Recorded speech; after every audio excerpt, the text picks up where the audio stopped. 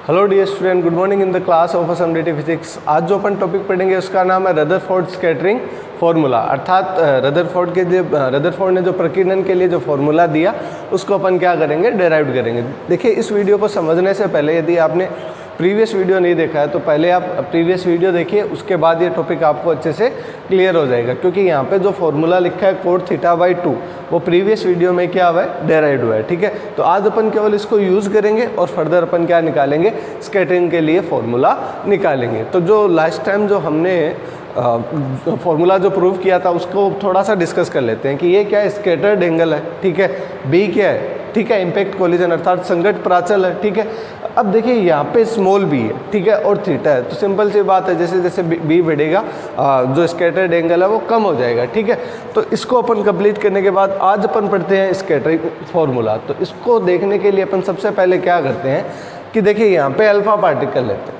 ठीक है, alpha particle, और यहाँ पे क्या रखा हुआ है, गोल्ड फॉइल। समझ पा रहे हो? जैसे मान लीजिए कि ये मेरा हाथ है, ये क्या होगी, पन्नी होगी, किसकी, गोल्ड फॉइल की। ठीक है, स्वर्ण पन्नी होगी, यहाँ पे अल्फा पार्टिकल है और यहाँ पे इंसिडेंट हो रहे हैं। ठीक है, अपन जानते हैं कि एक छोटा सा प्रकीर्णन परिक्षेत्र होता है जिसको अपन पाई बी स्क्वायर भी बोलते हैं। ठीक है ना, और बी क्या है, संघट प्राचल अर्थात न्यूनतम टकराने की दूरी। तो यहाँ पे सिग्मा के लिए ये बात करें तो प्रकीर्णन परिक्षेत्र कितना बन जाएगा, पाई बी स्क्वायर। इसका मतलब ये हुआ यदि पार्टिकल इस रीजन के बीच में आएगा, ठीक है, समझ रहे हो, मतलब पाई बी स्क्वायर का ये जो रीजन बना है इसमें यदि पार्टिकल आएगा तो प्रकीर्णित होगा और कहीं दूर चला जाएगा। आज अपन को प्रकीर्णन नहीं देखना, अपन को प्रकीर्णन के लिए फॉर्मूला डेराइव करना है। ठीक है, वापस देखिए, यहाँ से पार्टिकल आएगा, टकरा के चला जाएगा। इसका मतलब जैसे जैसे एंगल का मान कम होगा, टकराने के जो मतलब प्रकीर्णन परिक्षेत्र वो बढ़ जाएगा। समझ पा रहे हो?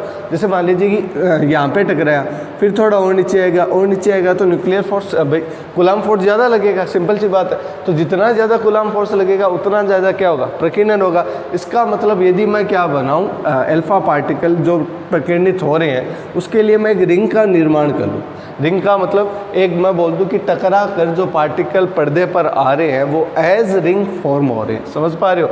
जैसे मान लीजिए कि यहाँ पे अल्फा पार्टिकल, ठीक है, यहाँ पे हमने लगा दी गोल्ड फॉइल। समझ रहे हो? अब यहाँ से टक्कर होंगे, यहाँ पे क्या होंगे, पार्टिकल्स इकट्ठा होंगे। ठीक है, थीटा से थीटा प्लस डी थीटा, तो मतलब एक रिंग की फॉर्म हो जाएगी। किसकी, रिंग की फॉर्म। कैसे कि भाई यहाँ पे जो टकराने के बाद पार्टिकल जमा होंगे वो एज सर्कुलर मतलब गोल गोल रिंग के रूप में क्या हो जाएंगे, फॉर्म हो जाएंगे। तो इसका मतलब मैं यह कह दूं कि थीटा से theta plus D theta, theta से theta plus D theta, theta से थीटा प्लस डी थीटा के बीच प्रकीर्णित होने वाले कणों की संख्या, प्रकीर्णित होने वाले कणों की संख्या।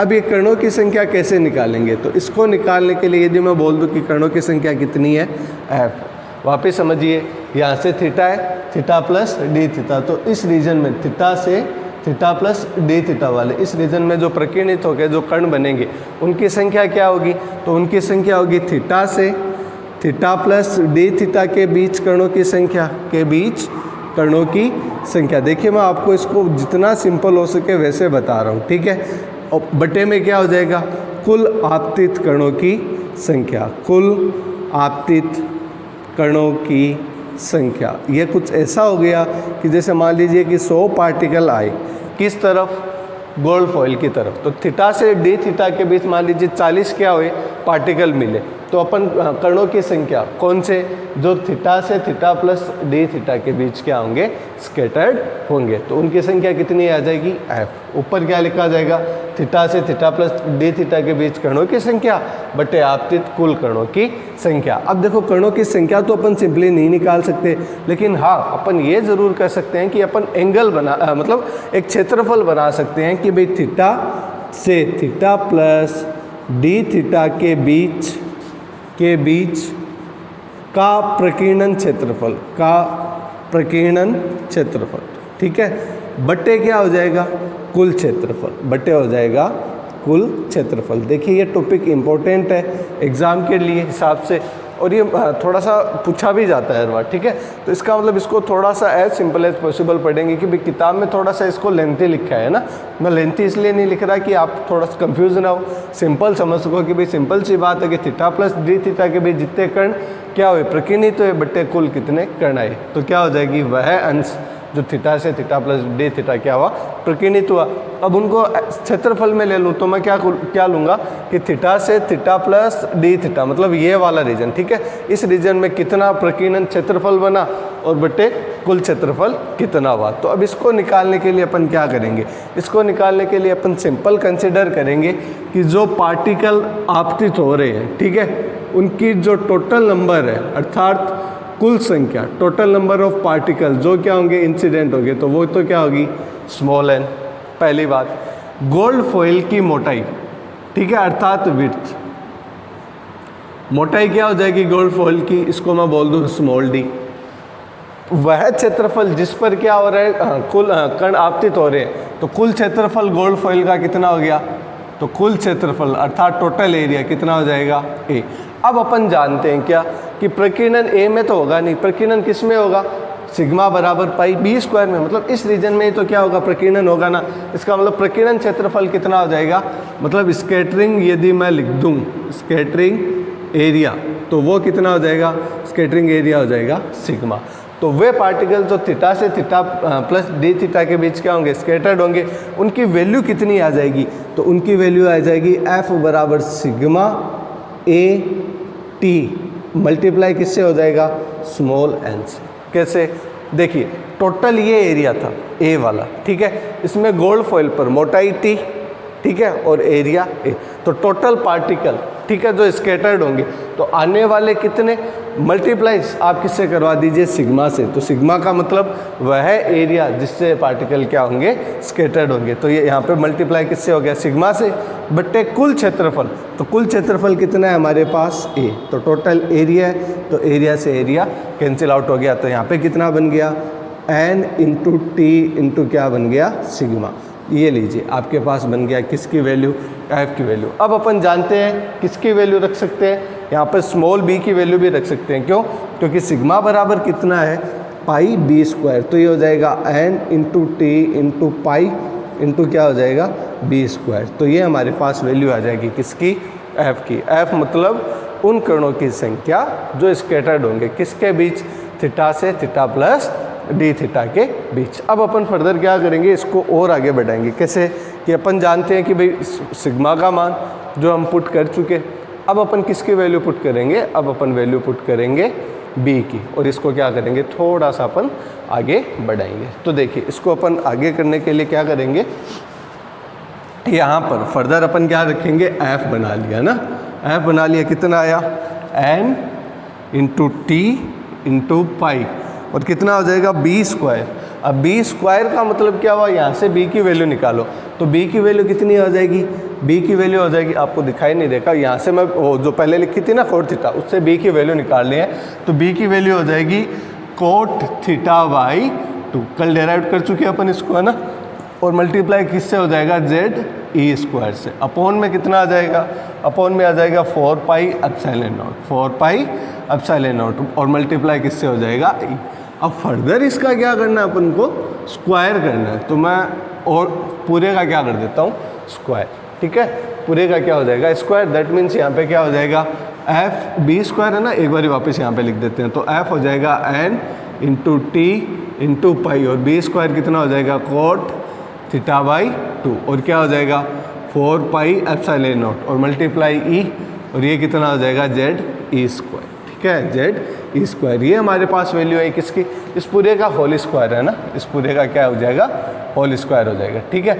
ये हमारे पास वैल्यू आई एफ की, अर्थात वो पार्टिकल जो थीटा से थीटा प्लस डी थीटा के बीच क्या होंगे स्कैटर्ड होंगे। अब अपन को कोई बोल दे कि टोटल वैल्यू एफ नहीं है, समझ रहे हो, मतलब इसका मतलब थीटा से जो डी थीटा के बीच जो स्कैटर्ड होंगे उसके लिए अपन को वैल्यू निकालें, तो टोटल पार्टिकल कितने आए और वह अंश जो क्या हुआ, स्कैटर्ड हुआ। तो उस अंश को निकालने के लिए अपन इसको बोल देते हैं कोई भी समीकरण, जैसे मान लीजिए इसको स्मॉल ए बोल दें, तो इसका अपन क्या करेंगे, डिफरेंशिएट करेंगे। क्या करेंगे, डिफरेंशिएट। तो डिफरेंशिएट करेंगे तो हमारे पास क्या वैल्यू आ जाएगी, df आ जाएगी, माइनस आ जाएगा क्योंकि कोट का क्या होगा, वापस स्क्वायर वगैरह बन के, ठीक है ना, कोट स्क्वायर थीटा बाई 2 हो जाएगा।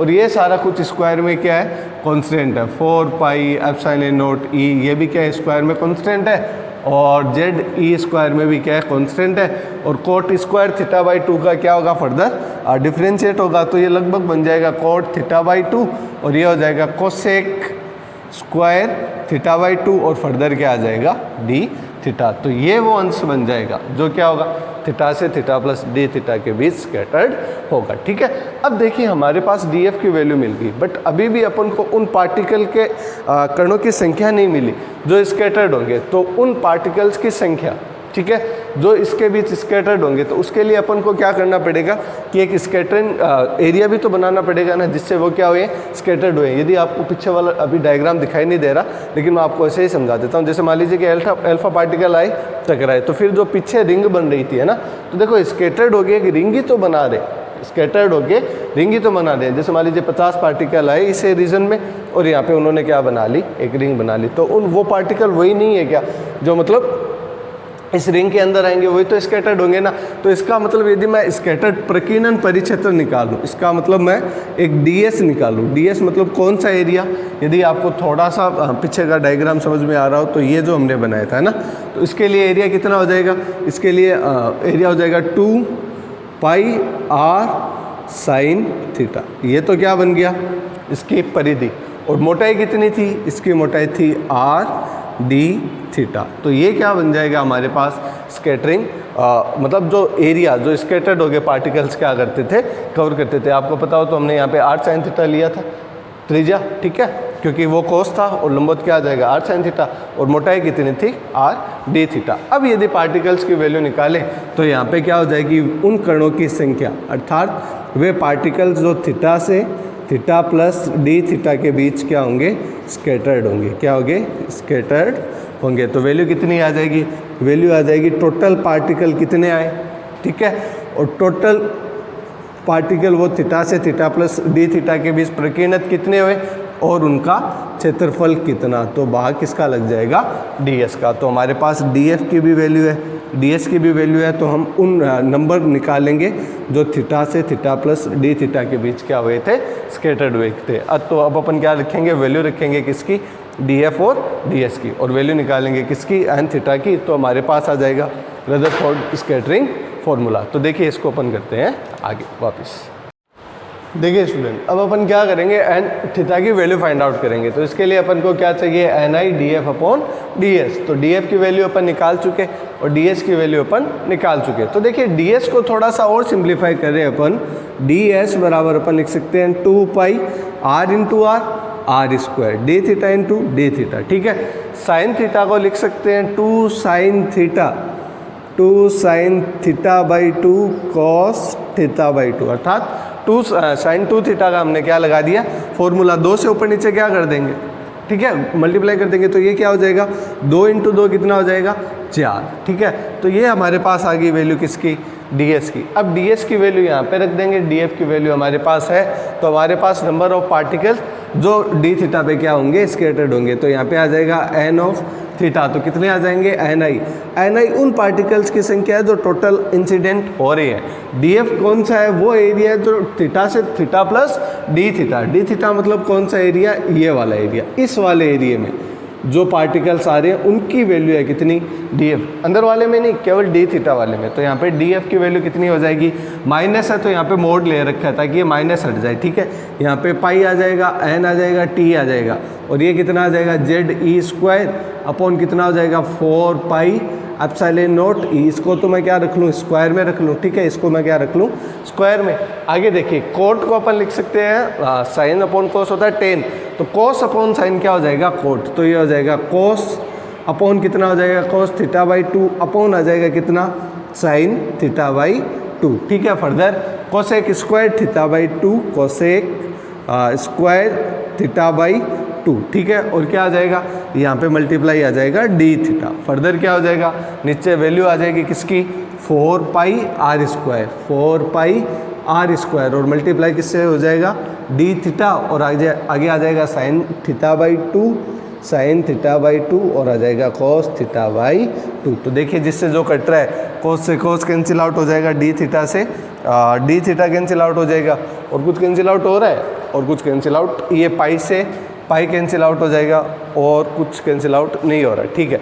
तो बाकी जो बचा वो इसमें आ जाएगा, किसमें, एन थीटा में। तो कितनी वैल्यू बचेगी, यहाँ पे वैल्यू बचेगी N I multiply N T, N I multiply N into T. Further क्या हो जाएगा, ये हो जाएगा कोसेक स्क्वायर है और साइन 2, तो इसको ऊपर लेके जाएंगे तो इसको अपन लिख सकते हैं कोसेक की पावर 4 थीटा बाई 2। और नीचे क्या बच जाएगा, नीचे बच जाएगा कितना, यहाँ पे रह जाएगा 4, और कितना हो जाएगा आर स्क्वायर। तो ये हमारे पास आ जाएगा कितना, प्रकीर्णन फॉर्मूला। एक और भी तो रहेगा ना, देखो ये वाला मल्टीप्लाई 4 पाई एप्सिलॉन नॉट, ये हो जाएगा 4 pi epsilon not multiply e का क्या रह जाएगा, होल स्क्वायर। तो ये क्या है, रदरफोर्ड का स्कैटरिंग का फॉर्मूला। अब इसको अपन ने डेराइव कैसे किया था, थोड़ा सा एक बार वापस देख लेते हैं। देखो स्टूडेंट, यहाँ पे जो वैल्यू आई है ना, वो क्या है कि नंबर ऑफ पार्टिकल। अब ds का भाग लग गया तो क्या आ गया, यूनिट एरिया। समझ रहे हो, ds का भाग इसके लिए लगाया कि प्रति एकांक क्षेत्रफल। देखो ये कुछ तो एरिया कवर करेगा ना, ये पार्टिकल जितने यहाँ पे इंसिडेंट हो गए तो कुछ तो एरिया कवर करेगा। मैं पर यूनिट एरिया की बात कर लूँ तो पर यूनिट एरिया की बात करें तो ds का क्या लगाना पड़ेगा, भाग। इसलिए हमने क्या लगाया था, ds का भाग। और df वो वैल्यू है जो यहाँ पे क्या होगी, इंसिडेंट होगी। तो df निकालने के लिए हमने क्या किया था, df निकालने के लिए हमने बस इतना सा किया था कि टोटल पार्टिकल आ कितने रहे हैं, ठीक है, और वह एरिया, ये तो वो उसकी वैल्यू जो थीटा से थीटा प्लस डी थीटा के बीच स्कैटर्ड होंगे, और टोटल एरिया, तो एरिया से एरिया कैंसिल आउट हो गया था। तो ये उन पार्टिकल्स की संख्या थी जो थीटा से थीटा प्लस डी थीटा, मतलब थीटा ले रहे हैं ना, तो ये वाला अंदर वाला रीजन भी लेंगे, और डी थीटा मतलब ये बाहर वाला भी रीजन लेंगे। इसलिए हमने क्या कर दिया, डिफ्रेंशिएट करने से फ़ायदा क्या हुआ, डिफ्रेंशिएट करने से ये फ़ायदा हुआ कि अपन केवल को डी थीटा मतलब ये वाले एरिया की क्या मिल गई, पार्टिकल्स की वैल्यू मिल गई। और हमने किसका भाग लगा दिया, इस एरिया का, कि भाई इसका एरिया कितना है। तो हमने देखा था, यदि आपको डायग्राम याद हो तो एरिया आया था 2 पाई आर, और मल्टीप्लाई किससे हुआ था, आर डी थीटा से। तो यहाँ से अपन को वैल्यू मिली थी किसकी, डीएफ की, और डीएस की वैल्यू मैंने एक्सप्लेन कर दी। तो आई होप स्टूडेंट आपको ये वीडियो पसंद आया होगा। ये था रदरफोर्ड के स्केटिंग के लिए फॉर्मूला। यहाँ तक हमारा रदरफोर्ड वाला टॉपिक कंप्लीट है। फर्दर यदि इसमें कुछ रह गया है तो इसको अपन डिस्कस कर लेंगे नेक्स्ट वीडियो में। Again thanks for this video watching. यदि ये वीडियो पसंद आया हो या इस वीडियो से रिलेटिव आपको कुछ क्यूरीज हो तो नीचे आप कमेंट सेशन में कमेंट करके पूछ सकते हैं, ठीक है। आपको कि भाई ये टर्म कैसे सोल्व है, 2s का क्या मतलब होता है, तो वो आपको कमेंट सेक्शन में आप कमेंट करके पूछ सकते हो। Again thanks for this video watching.